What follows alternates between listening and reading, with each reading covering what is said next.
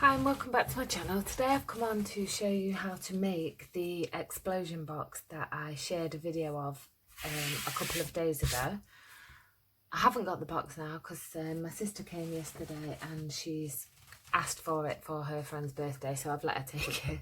So I might do this in two parts. I'll just see how we go because it is quite long, and I'm just going to give you the measurements as we go through making the box. So first of all, for the base, you're going to need a 12 by 12 piece of card, and you want to score that at 4 inches and 8 inches. And I'm just remembering this now because silly me didn't write any instructions down before I gave it her, and we don't live in the same area. So then you want to score at 4 inches and 8 inches again, and that's going to be the base of the box. And for the lid, you need a piece that measures 9 inches by 9 inches, and oops, yeah, is that right? Let's have a look. Is it 9 1/16 by 9 1/16 of an inch? There we go. Just had to think then. And you want to score on all 4 sides at 1 inch and 2.5 inches on all 4 sides.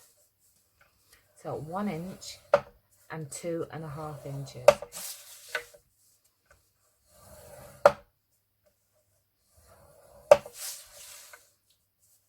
So 1 inch, 2.5 inches. So that's the lid. Do go over, if you didn't see it, and have a look at the share video before you watch this video, and then you can see what it looks like. So you need to fold and burnish all of the score lines.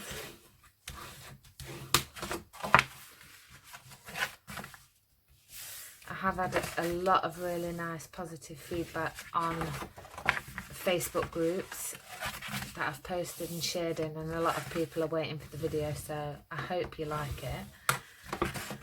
So we're going to fold that, and then we'll just fold the lid while we're here. So I used a Crafter's Companion cardstock on the last box, which is a really nice thick card.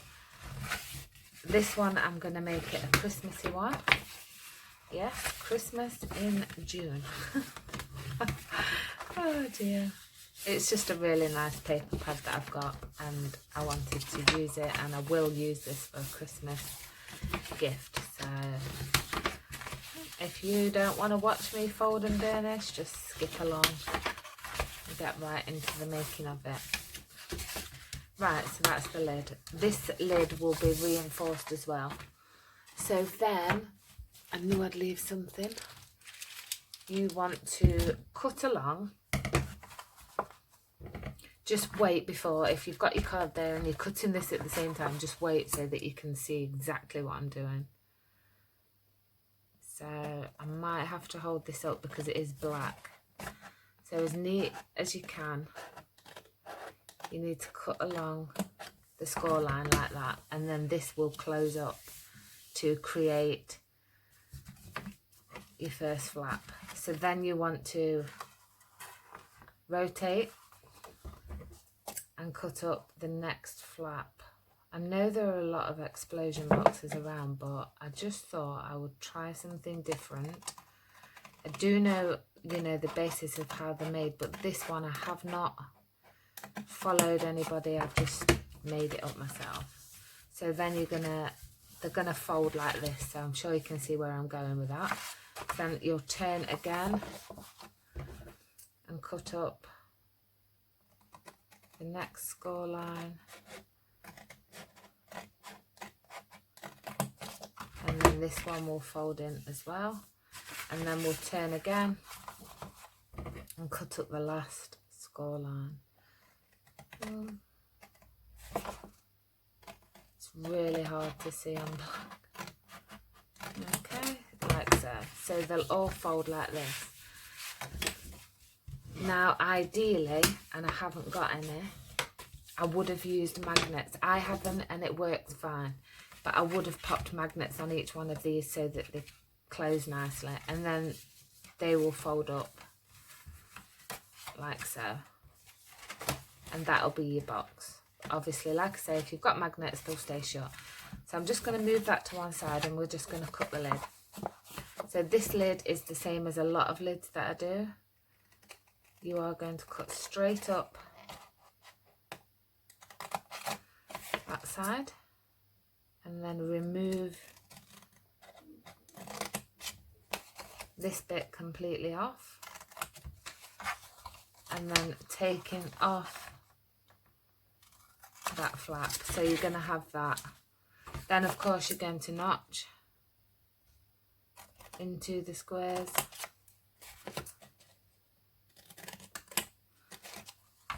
So that is what you're going to do on all four sides, and then you just want to notch that top rectangle as well. So if I bring that up, that's what you're going to do on all four sides, okay? So you're going to repeat that on there, turn it around and repeat that on there, then I'll come back. Okay, so I'm back. So now I've got to just notch on these last rectangles. And then I'm just going to empty my desk, clean off that waste into the bin. So that's going to be your lid. We are not going to stick this together just yet. I'm just checking that I've missed one. Okay. And then obviously these will close in and that'll fold over to reinforce the box. But what I did was I've got the Stampin' Up! Detail Floral Thinlits dies, and you get 3. So I took this one, the larger one, and it just sits really nicely in there like that. So let's take some washi tape. You can just use some low tack tape if you've got it. Oops.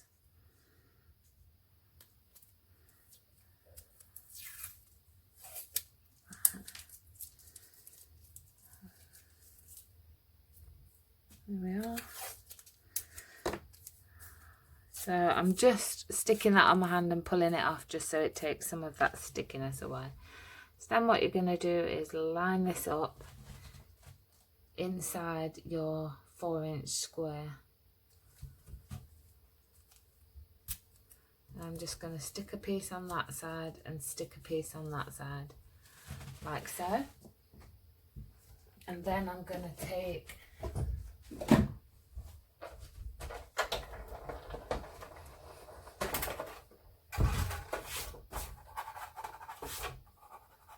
my die machine,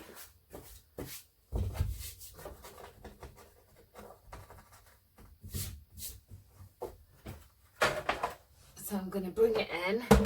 It's quite large and I would not usually bring it in on camera, but I'll bring it in because I want you to see everything that I'm going to do. This is the Big Shot Plus that I'm going to use because it's quite a wide box, as you can see, but what you can do is turn a flap under. If you've got the smaller Big Shot, you might have to turn that one in. I'm not sure. It might just fit on the other one. I'm not 100% sure, but you don't have to use this. You don't have to cut yours out in the middle if you haven't got a machine to fit. So I'm just going to wind that through front, and then I'm going to go back again. I might just go one more just to make sure. Like so. Just double checking that has cut, and it has. So we can take this machine out of the way and then have fun tapping out all of the bits. As you can see, whacking it with your bone folder just releases a lot of them bits. And then I'm just going to take the tape off. And have we got everything? Almost. There's just a couple of bits left. And a couple here. I'm sorry about that bit of noise then. I didn't even pre-warn anybody, did I? Okay, so that's what we've got.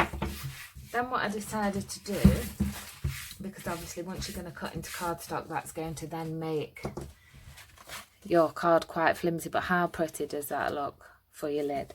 So what I did is I cut out a piece of acetate and I just did it slightly smaller than the 4-inch, just to lay it over there. And I'm just going to take some wet glue. Now you've really got to be careful here. So I'm going to have to just bring it up, but you do have a small gap around the edge, if you can see, that you can just apply that little bit of glue to it. And then your acetate will stick. Then I'm just going to go around the edge of that and along here. And then just along here as well. And then, where's it gone? You sure? Oh, I'll just put some on here as well. And just go back in along there. And then you should be able to pop your piece of acetate on.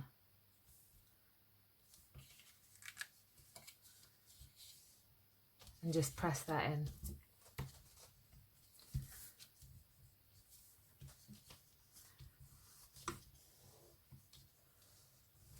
And it should just stick really nice. There we go. So then what I did was I used some double-sided tape, because I don't really want to use too much wet glue on this. And that's purely because depending on your wet glue, whether it's water-based or not, it can cause warping on the card, and I don't really want that. So you just want to apply your double-sided tape onto both sides, top and bottom. That's all I do, which is enough. So on all 4 sides, top and bottom. You could put a piece in the middle if you want to. Last side.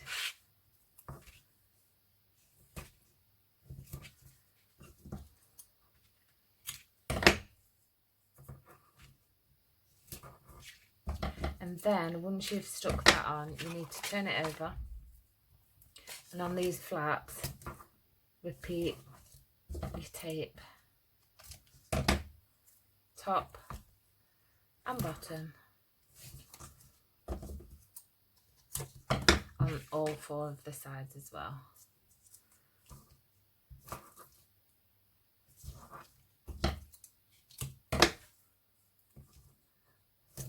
So I'm just going to pause the video, because I'm sure you don't want to watch me do that. Okay, so I'm back. Then you want to just take your bone folder and run that over all of your strips, just to really adhere that adhesive down. Make sure it's nice and stuck. Just stick my metal pin back in. Don't want that to block up. So there we go. Then, as any box, we just want to remove the backing tape from all of the sides.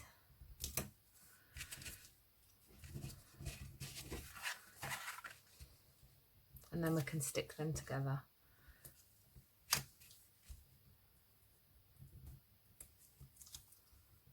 Okay. And then just the same as you want to take your flap, line that up at the edge,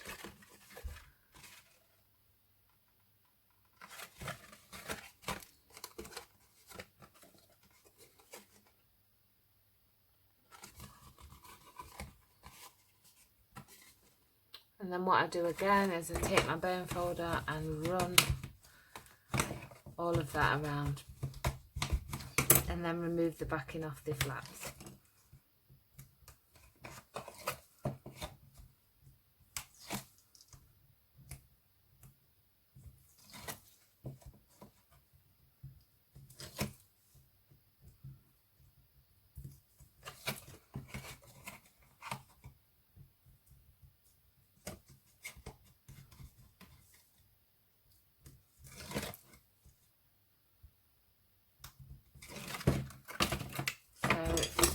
And then you just want to push each one in. I like to use my bone folder just to go around all of the edges, really pressing at taping.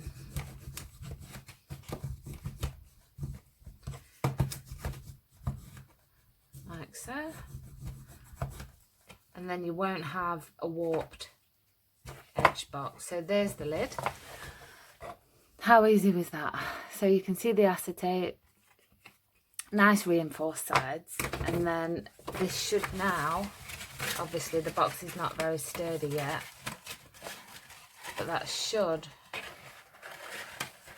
sit over